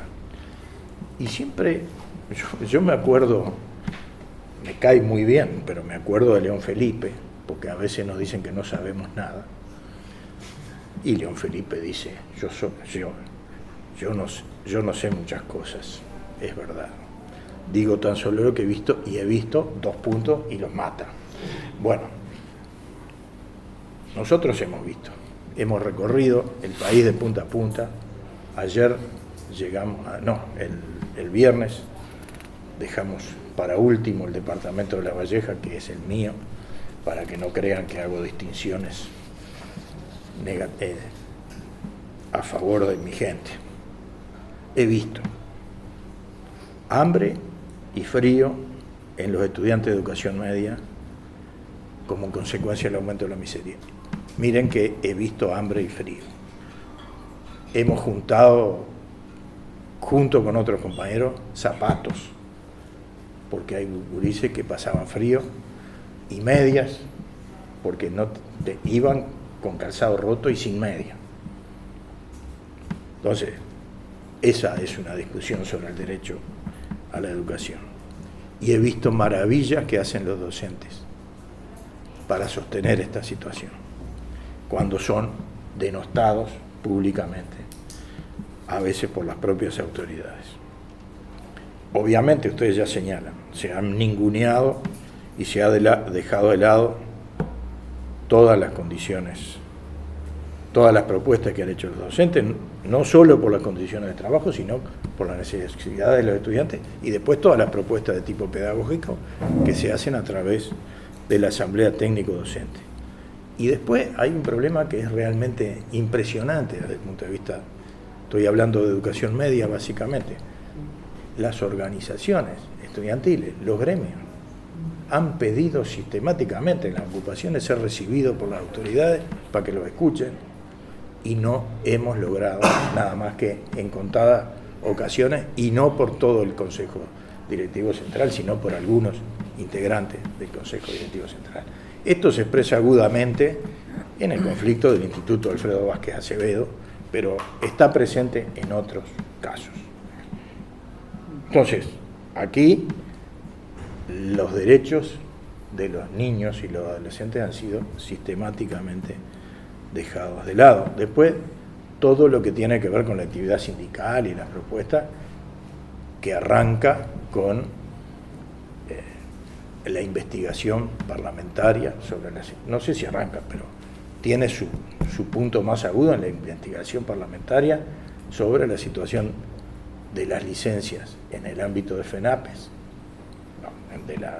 de secundaria, y la persecución a los compañeros de San José a través de haberse sacado unas fotografías en ámbito del liceo que no tenían ningún estudiante en el momento en que lo hacían, y que eso todavía está en disputa en el ámbito de la Organización Internacional de Trabajo. Y otro aspecto más que creo que hay que señalar especialmente, y es, a veces parece aquello que decía Onetti, ¿no? Creo que era Onetti, no sé si la peor forma de mentir es contar cada uno de los acontecimientos, pero olvidar la esencia de los hechos.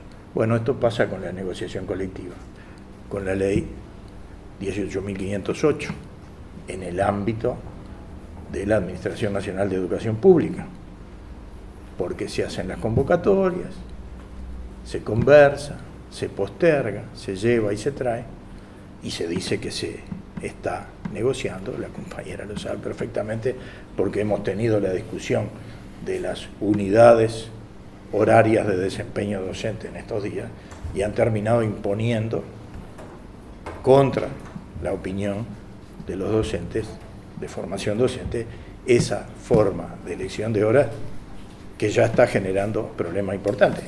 También lo tuvimos con el tema de la elección por 3 años en el ámbito de la educación media y particularmente secundaria. Como les dije, vengo de Minas, de José Valle Ordoña. Vieron que eligieron por 3 años, ¿no? ¿Qué pasó? Eligieron por 3 años y cuando van a confirmar las horas, le sacaron los grupos. Entonces, la argumentación que dio en el ámbito de la negociación colectiva las organizaciones sindicales era que no había estabilidad en el sistema como para pensar en eso. Hoy lo estamos sufriendo. La solución va a ser complicada. Pero para señalar algunos de los problemas que tienen que ver con esto, yo me hice una cosa un poco larga, pero la voy a tener que achicar. Pero me parece que esto tiene que ver básicamente con el tema de la autonomía. Ustedes ya lo señalan en el informe, pero yo quisiera retroceder mucho, digamos, y hacerlo rápidamente. ¿Ya? Tal vez la mejor, y esto sí que seguramente va a ser polémico, la mejor constitución que tuvo nuestro país es la del 52. Yo pienso eso. Que garantizó definitivamente la autonomía a través del cogobierno, porque la Constitución del 52 establece que en el caso de la Universidad de la República, la autonomía debe expresarse a través del cogobierno. Proceso que terminó en el año 58 con la ley orgánica. ¿Ya? Pero esto ya venía de problemas en la dictadura de Terra. Yo creo que ustedes conocen, porque es su trabajo, el de Eugenio Petit Muñoz, la breve historia creo que se llama así, breve historia de la autonomía en la educación media en el Uruguay, o algo así. Ahí está muy bien retratado el proceso de la dictadura de Terra y la creación de secundaria. Ahora, eso fue visto como un retroceso. Yo les pregunto ahora si en secundaria nos proponen un consejo de 7 miembros, 3 electos por los docentes, 1 representando a la universidad, otro representando a la UTU y otro representando a primaria, y un 7º que lo elegimos desde ahí, nuestro cuerpo docente, nos parece un avance gigantesco. Ahora, a la Universidad de la República le significó un retroceso en su concepción de la autonomía.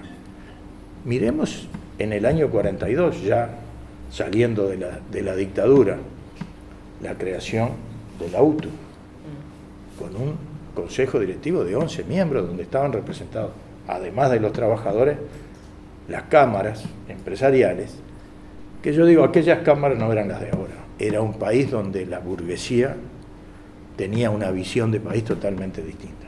Pero podemos discutir todo eso, pero había una Universidad del Trabajo metida en la realidad productiva del país, con la cual dialogaba permanentemente.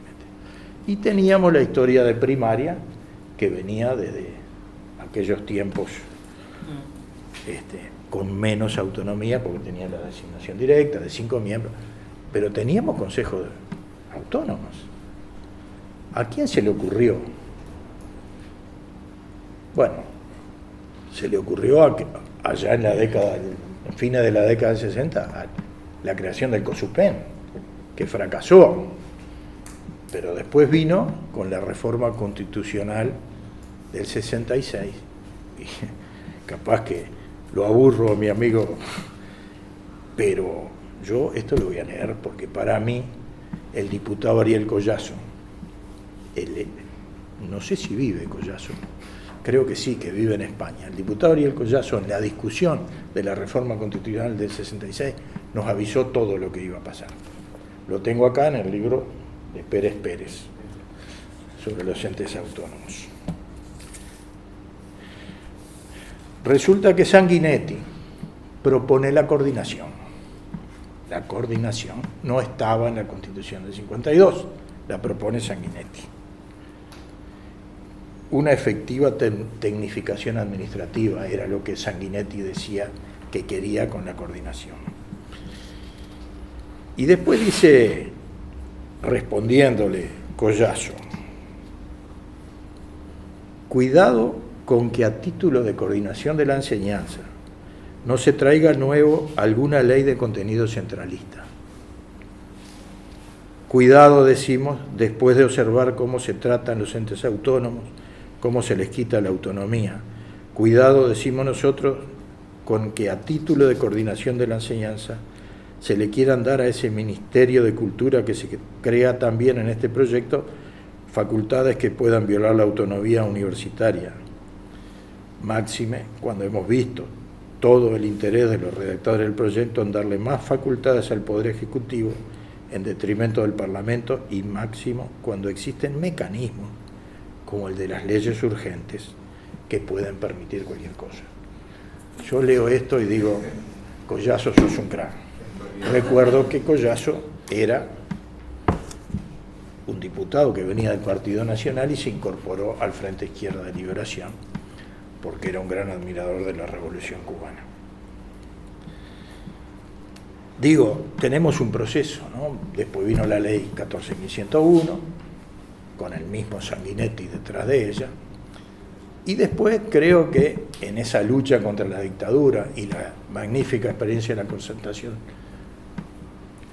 nosotros cometimos el error de aceptar esa centralización que el CONAE había creado en la ley 14.101, y el CODICEN eliminó todas las autonomías que antes tenían. Y ahora, la ley del año 2008 creo que tuvo algunos avances, pero básicamente consolidó el Consejo Directivo Central y le dio mucho más potestades al ministro de las que tenía antes. Y bueno, ahora vino la LUC y nos cercenó definitivamente todas estas cosas. Quiere decir que aquí hay un plan que viene de mucho tiempo atrás para que estas cosas que ustedes señalan que están pasando, pasen. Porque hay que recordar que detrás de todo esto hay documentos del Banco Mundial que viabilizaron todas estas cosas. Se renuevan, los personajes se mantienen generalmente, pero se renuevan los documentos, pero siempre con el mismo objetivo, de ir generando una educación donde prevalezca la enseñanza y se debilite la propia educación.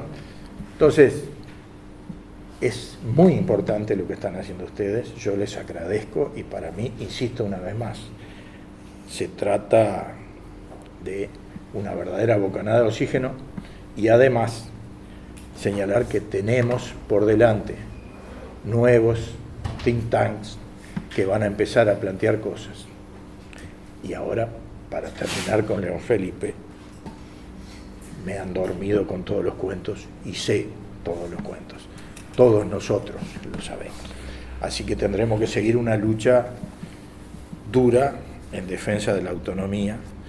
Y me quedé con este libro que lo quería traer a consideración porque acá está casi toda la ley de educación que terminó haciendo el Frente Amplio y que tiene todas las ideas propuestas por el Banco Interamericano de Desarrollo en este estudio que hizo sobre la reforma educativa en la década 90 y cuál era el problema de Uruguay para no poder imponer la reforma educativa en la década 90, la autonomía. Había que venir contra la autonomía. Nosotros defenderemos la autonomía a capa y espada. Brevemente les aviso que en los primeros días de diciembre estamos presentando el recurso contra el artículo 198 de la ley de 19.889 o ley de urgente consideración, de la cual nos advertía Collazo ya en el año 1966. Gracias.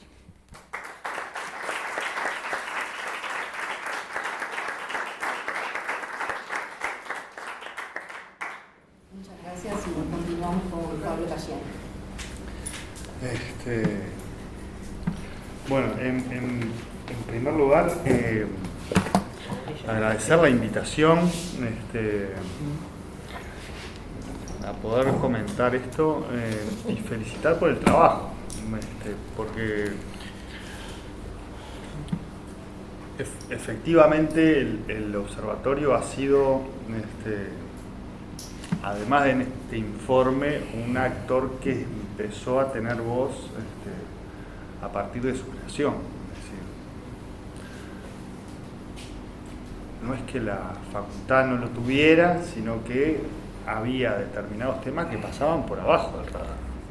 Hasta que no apareció el observatorio, digamos, quienes seguíamos los temas sabíamos que capaz que se estaba discutiendo o trabajando, pero no era una cuestión de conocimiento de la sociedad. Y de hecho es una de las cuestiones que Uruguay tiene como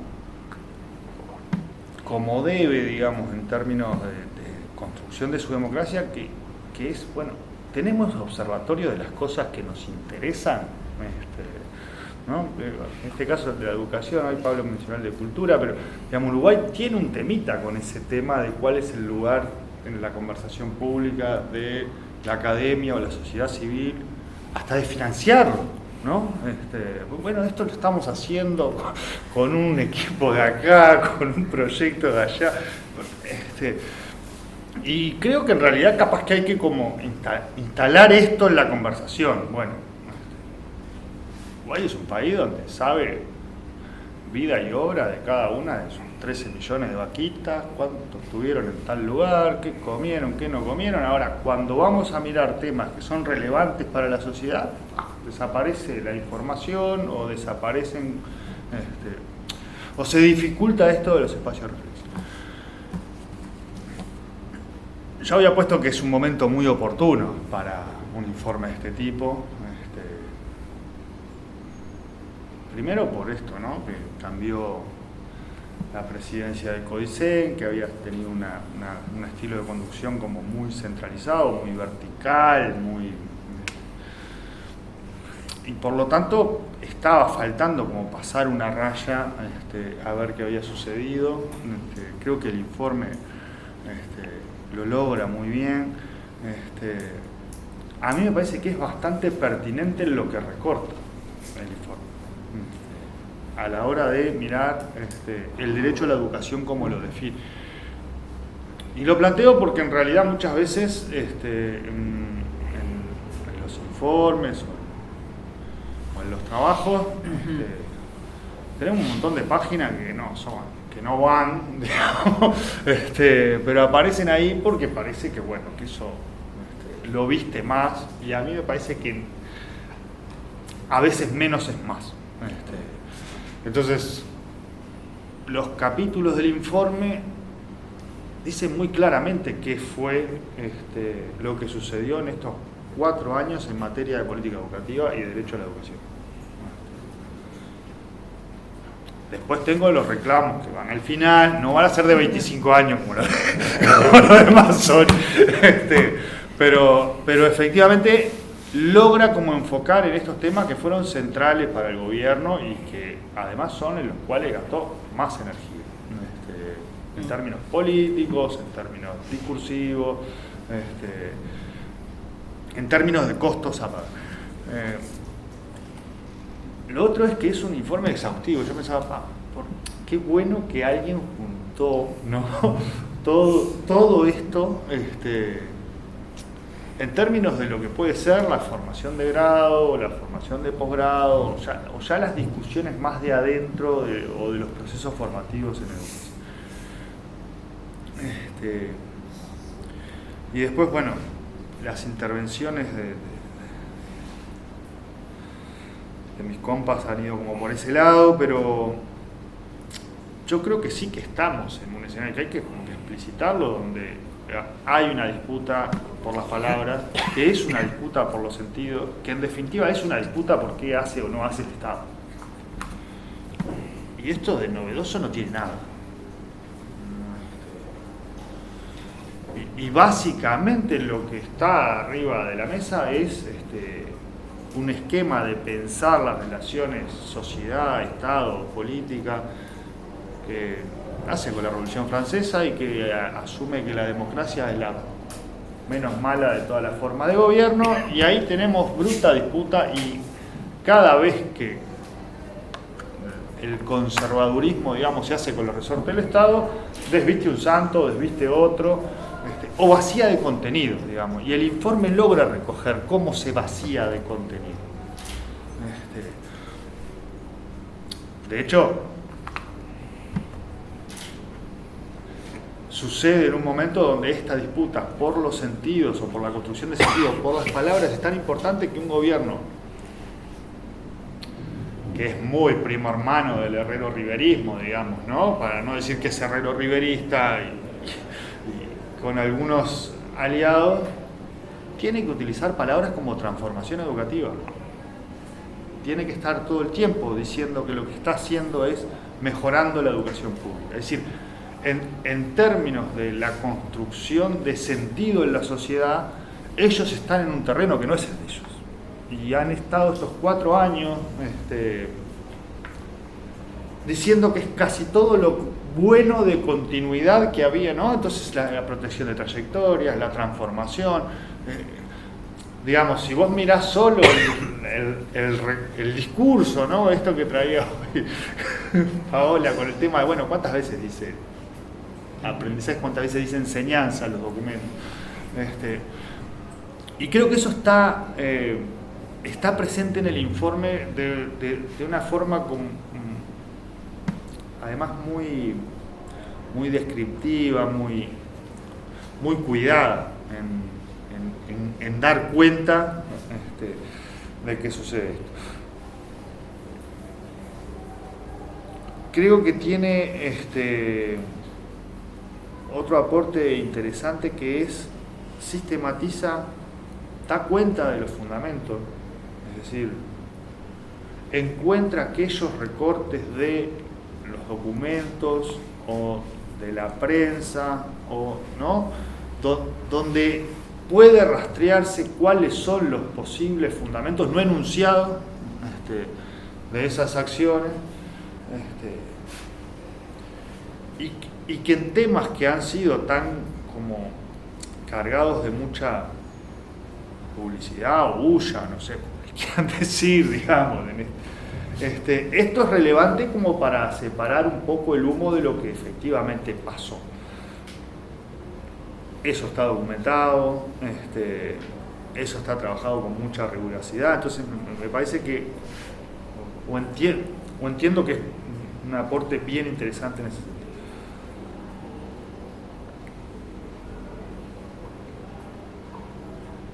Después hay algunas cuestiones en las cuales el informe se pasa de tímido. Y yo encontré como varios lugares ahí. por ejemplo, a la hora de caracterizar, y acá por suerte no están, ¿no? Antonio y María Eugenia, que fueron los del capítulo, los debates en torno a la LUC, que no son solo los de autonomía, son los de laicidad y son en los mismos términos que los actores conservadores los plantean desde hace décadas.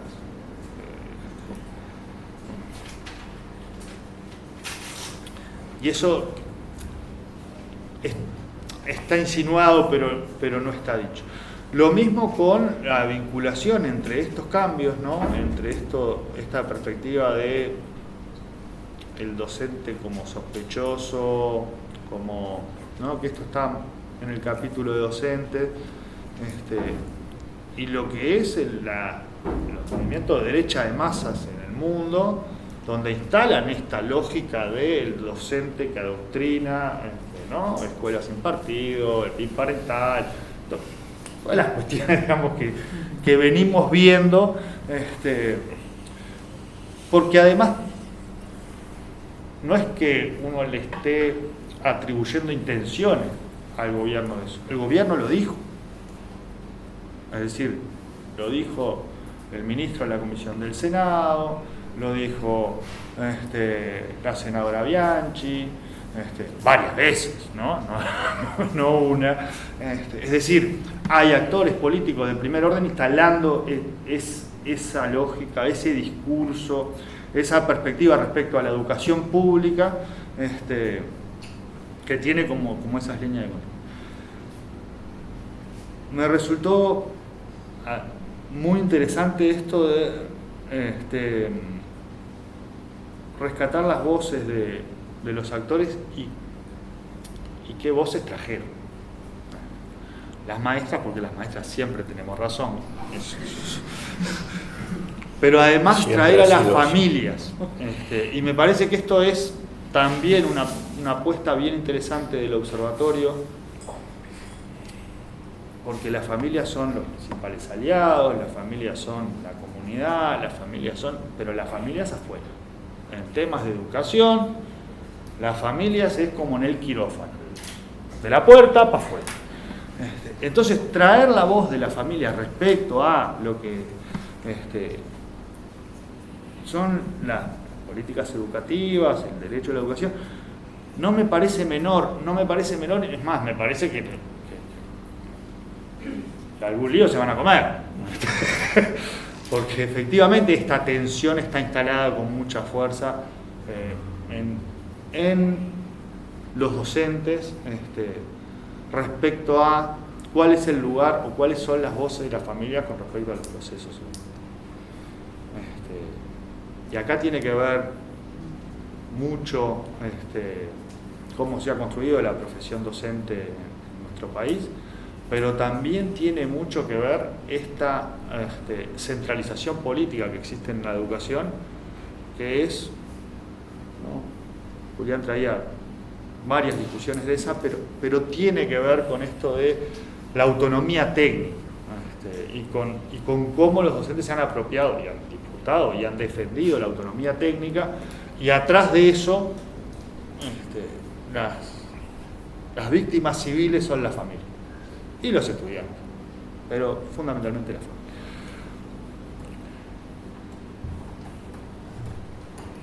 Creo que el trabajo también hace otra cosa que es interesante, que es desarma esto, que es una cosa de la política en general, pero además en Uruguay, que es la carrera de renombrar cosas que ya existían, ¿no? Hay algún veterano que dice, mira, los blancos cada vez que agarra el Partido Nacional, cada vez que agarra el gobierno, nombra todas las rutas que están sin nombrar, todos los puentes que están sin nombrar, todo lo que está sin nombrar lo nombra. Bueno, fíjense, todas las rutas nacionales, las importantes, están en el nomenclátor del Partido Nacional. Y este documento desarma como esta lógica de que todo tiene nombre nuevo y en realidad es lo mismo que estaba antes, pero un poquito cambiado. Y no es menor porque sigue separando esto de, bueno, hay cuestiones que efectivamente tienen continuidad y hay otras cuestiones que no tienen continuidad. para cerrar como los comentarios del informe, Uruguay tenía un debe en materia de esto, de la conversación sobre el derecho a la educación, desde actividades académicas, institucionales, que dieran cuenta del nivel de lío en el que estamos, ¿no? Pues, me imagino, los brasileros hace 4 años diciendo, no, nosotros no tenemos observatorio de derecho a la educación, ellos estaban. Entonces, la región estaba en esta discusión y nosotros estábamos un poquito más atrás. Algunas pinceladas, porque soy un atrevido, de cosas que estaría interesante que estuvieran en próximos informes. Uno es esto de lo universitario y lo terciario que traía Pablo hoy, porque yo creo que esta es la madre de todas las batallas con los conservadores en Uruguay.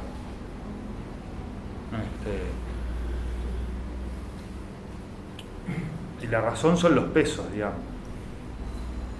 Si mañana egresan todos los de media superior, todos los gurises terminan el bachillerato y hay que generalizar el acceso al terciario universitario, hay que duplicar la silla. Entonces, no somos mayoría lo que entendemos que eso debe mantenerse en un régimen de gratuidad, ¿no? Del sistema público. No somos mayoría. Y no somos mayoría ni siquiera dentro de las fuerzas sociales, políticas del progresismo. Y no hay que irse muy atrás para recordar alguna discusión de este tipo. Lo otro es primera infancia. Sandra lo traía hoy, y ahí tenemos el mismo escenario. También una inversión por estudiante alta, en ese caso es por la cantidad de adultos por cada niño. Hoy se conocían los datos del censo, nosotros no podemos seguir teniendo 40% de los gurises de primera infancia fuera del sistema educativo.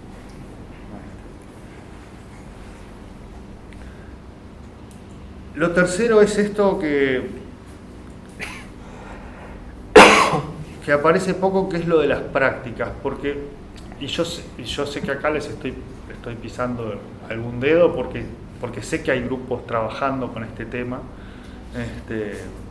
y efectivamente son de las cosas que cuestan más en que se visualicen fuera de donde está pasando eso, de los círculos donde eso está pasando. Desde romper el aula graduada, desde experiencia comunitaria, lo no formal, mucha cosa que se hace en las instituciones educativas y en las comunidades y que quedan ahí como si no pasara nada.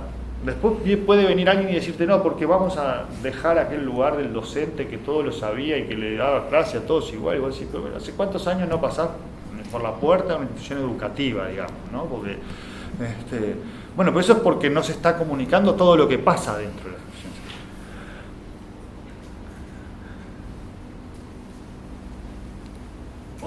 Otra de las cuestiones que me anoté, y yo sé que ahí también hay como un recorte necesario, es la relación del derecho a la educación con el resto de las políticas que no son educativas.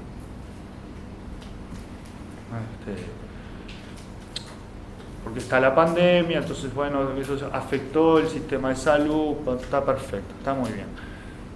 Quedaron todos los gurises tirados durante 2 años en materia de salud. De hecho, las intervenciones del Estado fueron en el sentido contrario al derecho de los gurises. No había que hacer más el control, porque estábamos en pandemia. Hay que acordarse de esto, porque si no parece que nosotros siempre priorizamos a las infancias, minga. Lo mismo con las trayectorias educativas y las becas. Y las becas que eran, ¿no? De Uruguay Estudia, 10.000 becas que se financiaban a través de INEFOC. Bueno, esas becas se desaparecieron. Ahora aparecieron unas bequitas que son de la mitad para menos de la mitad de beca, digamos. Lo mismo con la matriz de protección social en territorio, porque, digamos, hay como mucha cosa que tiene que ver con la responsabilidad del Estado, el derecho a la educación, que no solo está dentro de la institución educativa, y ya aprendimos que no solo está dentro de la institución educativa. Y después yo creo que hay que ver de qué manera se logra instalar como con mucha fuerza esto de la inviabilidad del Uruguay con 20% de pobreza infantil en un país donde nacen 33.000 niños por año. Yo sigo insistiendo. Tenemos 13 millones de vacas y le podemos decir a los chinos cómo pasó cada una su infancia. ¿Y en dónde? Y se nos pierden los gurises para inscribirse en 3. Entonces, ahí hay como cuestiones que hay que ver de qué manera se pueden incorporar. Yo les estoy tirando este fardo. Después me lo van a tirar a mí por algún otro sombrero. Caravana no le pongan, por lo menos. Pero nada, agradecerles el trabajo, agradecerles como lo riguroso del trabajo. Me parece que va a ser muy útil y que va a ser interesante que empiece a circular, porque efectivamente esta visión de actores académicos todavía no estaba así de ordenada. Así que no mucho más. Muchas gracias.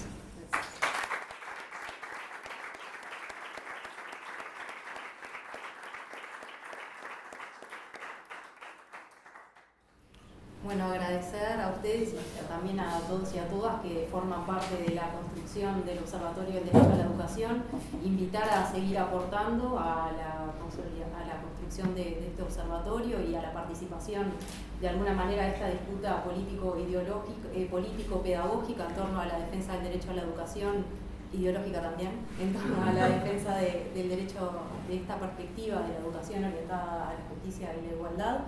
Comentar que está disponible el informe en el sitio web del observatorio y que, bueno, ampliar también las lecturas y las críticas son bienvenidas también para seguir construyendo nuevos aportes, que es el desafío que también nos espera por delante. Y bueno, invitamos a un pequeño brindis también para celebrar. Muchas gracias. Esa es la buena noticia.